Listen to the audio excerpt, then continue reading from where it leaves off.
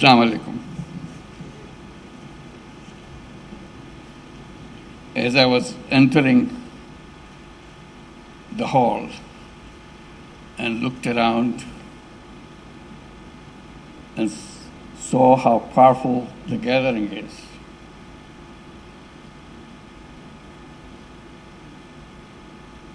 and then I looked at the sign there, the topic of the seminar,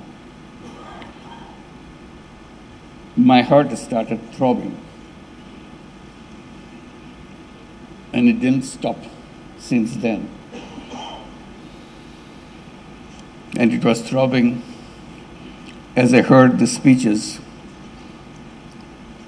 louder and louder, with expectations that we raise on three magic words: judicial, independence, and efficiency. These three words define the foundation of the society. And July uprising gave us the opportunity to build that civilization. And this is where we are, defining each step of that foundation. And I said my heart was throbbing, and it throbbed louder and louder.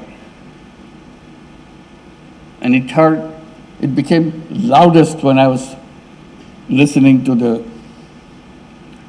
Attorney General of Bangladesh, because he defined where we are coming from. And if you forget that, we will not understand what these three words mean. And today is a historic moment for all of us, because we are about to celebrate the anniversary of the uprising. It's almost a year now.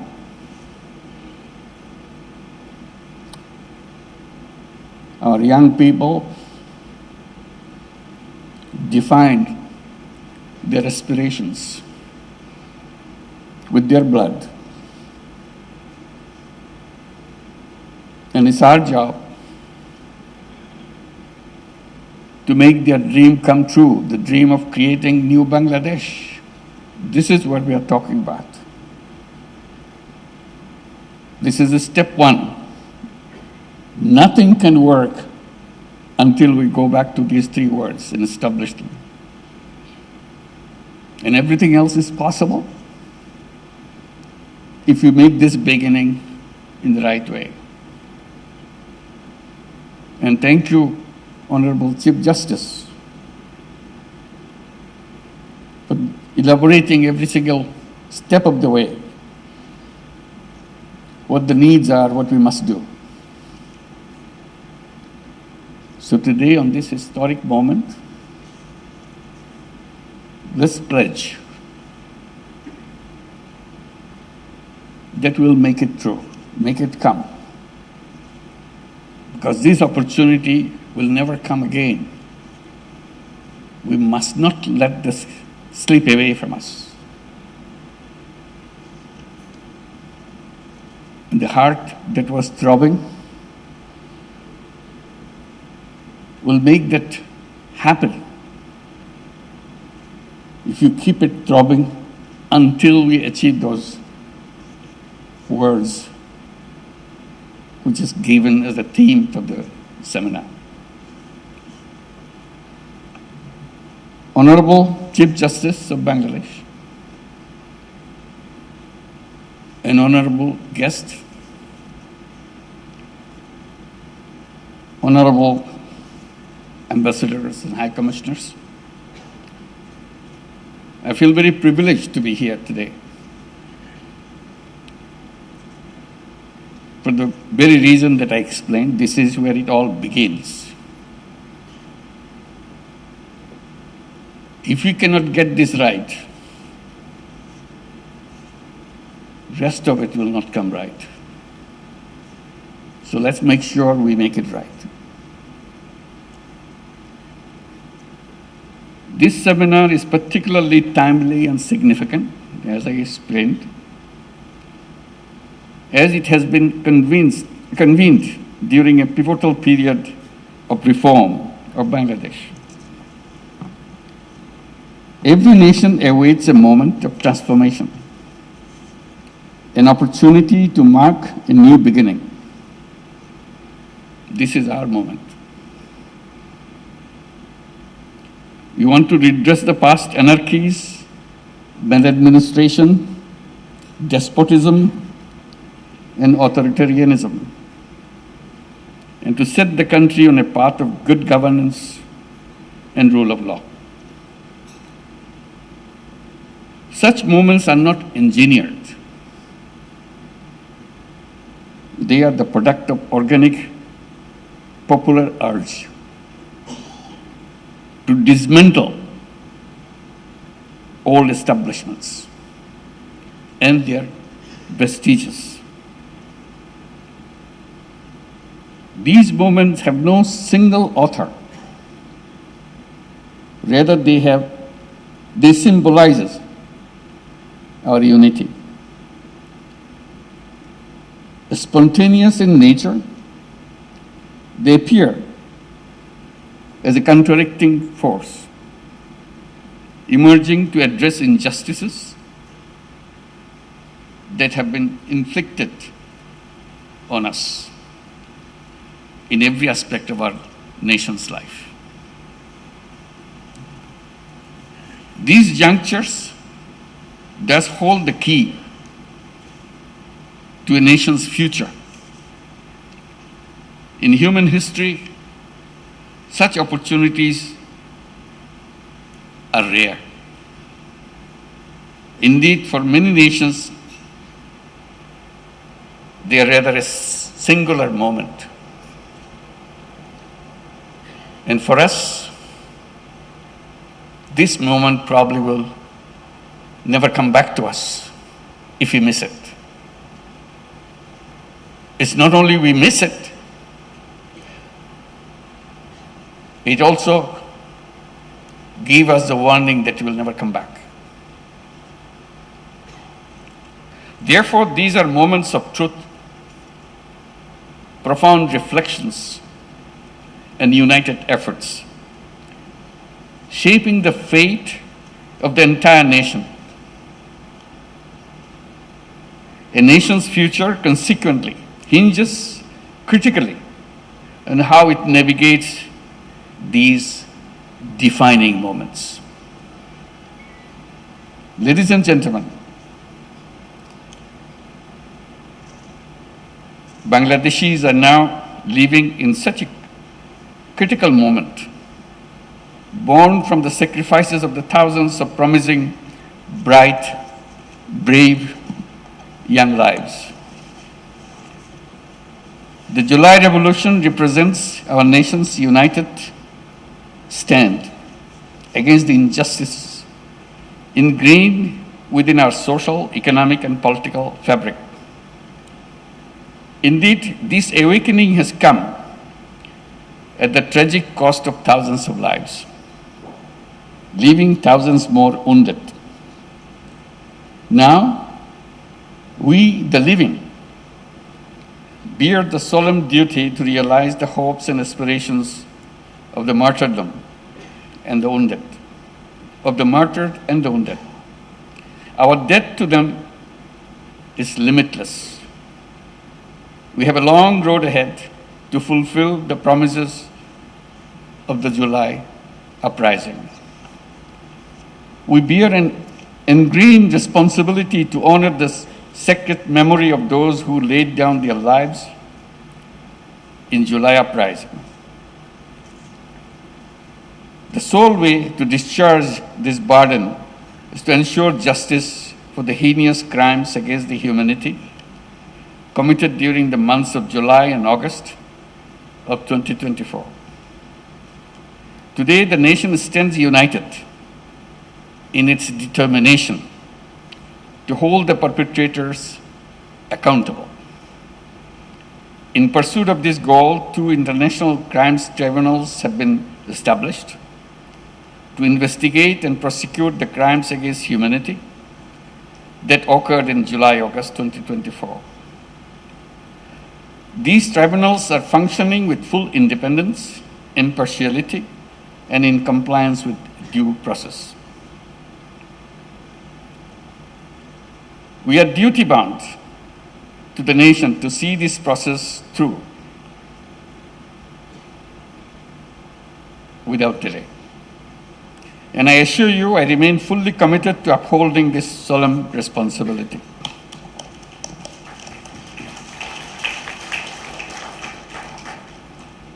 But we must keep in mind, the July uprising was not merely about ousting a despotic regime. It was fueled by an intense desire to dismantle the deep-seated hegemonies and the biases that have persisted from the villages to the cities. Through the revolution, we aim to create a just society where liberty, equality, and dignity would guide all our actions. The uprising sought to break down the old order and rebuild the state so that no individual or party could ever become despotic or authoritarian. These hopes and aspirations now place upon us the daunting task of reimagining the state and redefining the boundaries of its key institutions. And today, we as stakeholders of this reform stand pledge-bound to do what we are owed. When we speak of reform, we are not talking about minor tweaks that will fall apart under the pressures of time and power. We speak of tasks left undone in the last 54 years since our independence. We speak of changes that will create a powerful democracy, while ensuring that democratic aspirations do not twist into either authoritarian desires or populist yearnings. Using populist tactics to win elections and then abusing and manipulating the power structures, dismantling checks and balances, and turning oversight bodies into tools of oppression, these are common strategies from the autocratic playbook. The opportunity for reform endowed on us by the July Revolution presents us with the opportunity to design such mechanisms and power structures that can foil these autocratic maneuverings. The governance of the state in the 21st century presents distinct challenges to securing polities founded on democratic ideals. These challenges range from countering rising populism to repelling authoritarianism, illiberalism, and similar threats. Bangladesh has unfortunately experienced all of these challenges at various stages and varying degrees. It is widely argued that there is one institution, namely Judiciary, that can play the most significant role in addressing these issues. That's why we are here today, to make sure we build the judiciary to make it happen. As an organ of the state, in line with the theory of separation of powers, the judiciary bears the responsibility to uphold and deliver justice, both broadly and individual cases. In the past years, however, have shown how the integrity of this vital institution has been undermined, to say the least. How the judiciary was co-opted to empower state machinery rather than limit it. How it was used to circumvent checks and balances, and how it was weaponized to clamp down on dissent. All of these have led us to this particular moment today, necessitating reform so that the judiciary can reclaim its independence, efficiency, and a process initiated under the leadership of Honorable Chief Justice of Bangladesh and being undertaken by the Ministry of Law and Justice of the interim government. Distinguished guests, in considering reform initiatives, we must assess the effectiveness and credibility of various institutions and structures in shaping Bangladesh's future.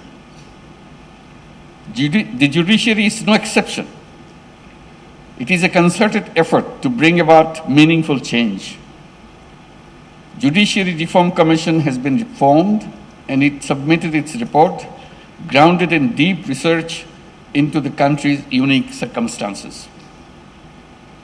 The report of Judiciary Reform Commission is complemented by the Honorable Chief Justice's own vision of judiciary, which he outlined in his September 21, 2024 address, proposing reforms structured for short, mid, and long-term implementation. It is a promising development that the Commission's findings and Chief Justice's proposals converge on many key points, reflecting a shared commitment to their common objectives. The proposed reform cover a broad spectrum. Some focus on infrastructural upgradation and digital empowerment of courts and their staff. Others aim at enhanced judicial efficiency more generally. In advancing these reforms, the Supreme Court of Bangladesh has played a key role in drafting legislation for appointing judges to the apex court. The new tiered mechanism makes the appointment process transparent, accessible, and more reliable in selecting the best candidates. This is a milestone in freeing the higher judiciary from political influence by ensuring purely merit-based appointments. In order to safeguard the district judiciary from executive and political dominance, steps have been taken to formulate rules for judicial transfers. The creation of a separate secretariat is a proposal that we cannot walk away from. A separate secretariat would grant the judiciary the structural autonomy to adjudicate without external pressure. It is also commendable that as part of the reforms, the Supreme Judicial Council has been made fully operational, ensuring judicial accountability and independence. I extend my heartfelt gratitude to the Honorable Chief Justice for leading these reforms. His initiative in visiting every division of Bangladesh to garner support and inculcate consensus has fostered a strong sense of ownership in the process in all judicial officers and other stakeholders. In this demanding work of reforming the judiciary, we have not been alone. I'm very deeply grateful for the generous support provided by the European Union, UK, UNDP, Sweden, and our partners across the international community. If fully implemented, these reforms will mark a new dawn for Bangladesh, fulfilling the aspirations for which so many have sacrificed. Let us not dwell on the past obstacles. Instead, let us move forward, act decisively, and realize the dreams of our martyrs by building a society of equality, dignity, and liberty. Ensuring an independent and efficient judiciary will significantly advance these pursuits. The judiciary's leadership in driving this reform is truly inspiring. We are deeply committed in achieving an efficient and independent judiciary, and we look forward to its effective realization. The fate of these crucial aspirations and initiatives depends entirely on our collective efforts.